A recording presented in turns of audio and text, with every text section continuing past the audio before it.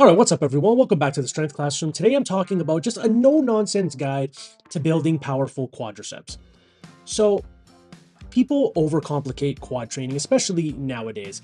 But I've looked at some things, I've scoured the internet, I've tried things on myself over the years. My thighs have always been, let's say, a big part of my physique. Now, I'm not saying, sorry, let me rephrase that. I've always said that if someone responds well to certain exercises, just, I want to say unfairly, because there are some people that struggle to grow legs. I've never been one of them. So really, it could be because of my training methods.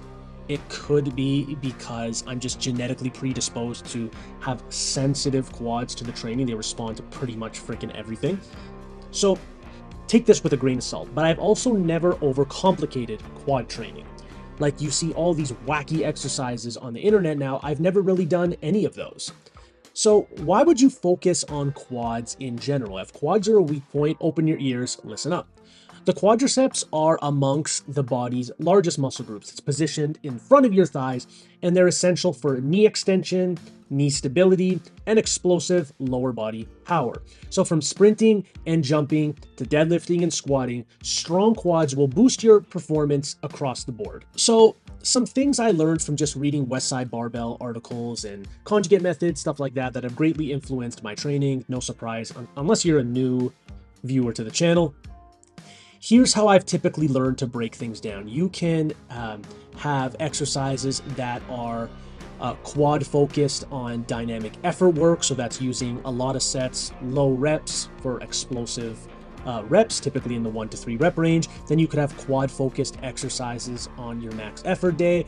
It can be trap bar deadlifts, which are going to have more quads. It can be low box squats. It can be pause squats. It can be front squats. These are going to be heavy lifts done with fewer reps to build absolute strength, which is pretty much like a Westside Barbell or Conjugate staple. And then there's your accessory work. And this is where you're going to get most of your quad training in. So exercises that are specifically dedicated to developing the supporting muscles for balance and overall strength. So just to repeat, you can have a quad focus exercise for dynamic effort work, max effort work, and your accessory.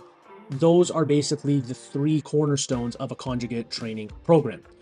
So let's look at the exercises that would be good for your quadriceps. It's going to basically be a squat variation. So here are the top picks that I've looked at that should be a cornerstone of your heavy effort or heavy work if you are struggling to build quads or those are a weak point. I would say box squats, but make it to a lower box. Now, when there's more knee flexion, so it doesn't necessarily have to be completely knees over toes and you're vertical, but it shouldn't be that you're sitting so far back at the same time. It should be like a happy medium. So box squats, everyone knows that they're fundamental in Westside Barbell, but you're gonna have to perform them a little bit different, like I said. But by breaking up the movement of the eccentric and concentric part of the movement, you're engaging your hips and your quads very intensely at the same time in order to pop you off the box. So this boosts stability and your explosive power, where you're not really focusing on a rebound out of the bottom, you're engaging your muscles all at the same time.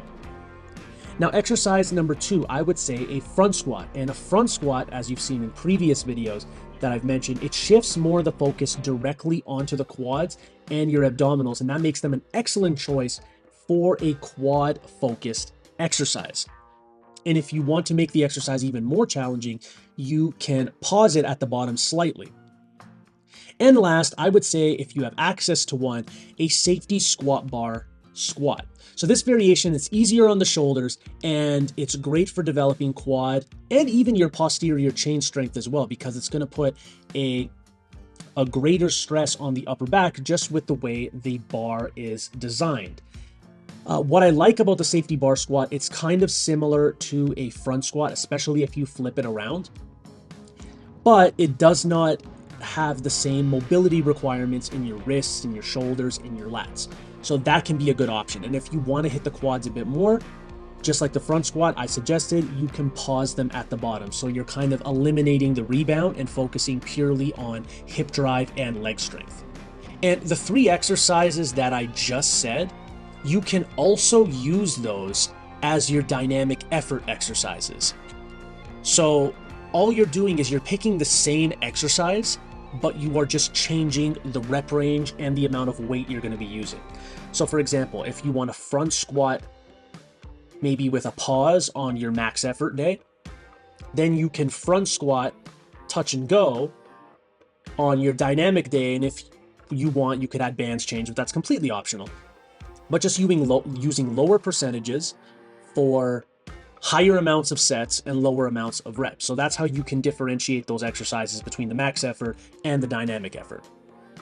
But now let's talk about assistance exercises for the quads and accessories and so on and so forth. So number 1, I would say sled drags or sled pushes, like a prowler. So these are going to build endurance in your quads. Whenever I push my prowler down the street, if I ever want to go to the end of the street, my quads are fucked by the time I come back.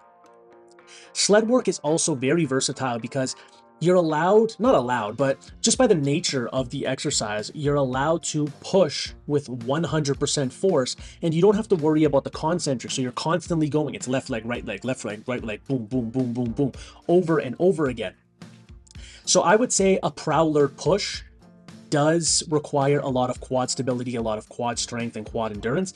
But then I would say if you have a sled, don't drag it forward, drag it backwards. That is going to hit your quads a lot more than a front or forward sled pull or sled drag, whatever you want to call it. It's not that it's not going to hit them at all if you're dragging it forward. It's just going to hit it more if you're dragging it backwards.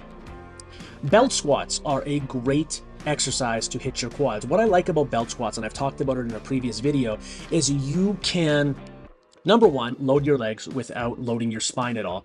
But number 2, you can change your squat form depending on how you want to squat. So if you need more hips, you can squat with your hips backwards. If you need more glutes, you can do that as well. But if you need more quads, you can stand a little bit more upright and you don't have to worry about balancing the bar on your back. So that makes them a perfect exercise for hitting your quads a little bit more. Then there are things like lunges, step-ups, split squats, those typical single-legged exercises that you would see pretty much anyone use when they're doing like isolateral or unilateral exercises for their legs. Now, what I like about these 3 exercises that I just listed, they can be changed in almost identical ways. So you can change the type of bar you're going to use. You can use dumbbells, you can use kettlebells, you can even use bands if you want to just do them for like pump work. So many different things you can do to just change not only the amount of weight that you're using, but just how the exercise feels and what other like support muscle groups are being emphasized. But all in all, lunges, split squats, and step-ups are going to hit your quads in different ways.